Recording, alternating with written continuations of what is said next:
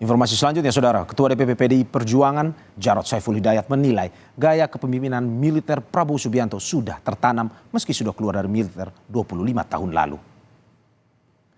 Meski demikian, Jarod menyebut tak ada yang salah dengan gaya militer, namun tentu ada catatan sejarah yang harus diperhatikan. Meski demikian, Jarod berharap Prabowo bisa berubah dan mengubah watak dan karakternya akibat sisi militernya. Ada lagi? Kami mengikuti bagaimana Pak Prabowo menyampaikan bahwa gaya kepemimpinannya memang berbeda dari mentornya. Mentornya kan Pak Jokowi ya.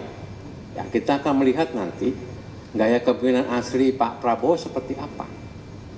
Meskipun beliau sudah 25 tahun, itu sudah di luar kemiliteran. Tapi, gitu ya, bagaimanapun juga, gaya kemiliteran sudah tertanam di dalam dirinya.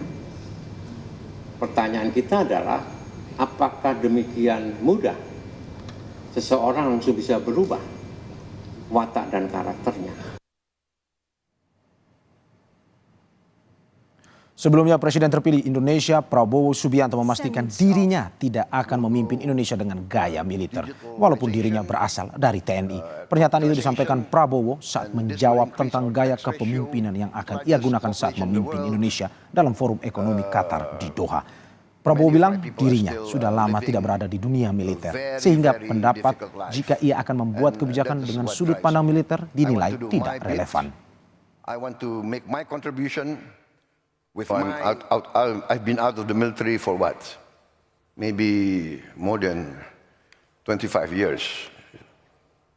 So I think it's just, it's a, what do you call it? It's a non sequitur. It doesn't relate to any. What kind of leadership style do you think you'll adopt as a president?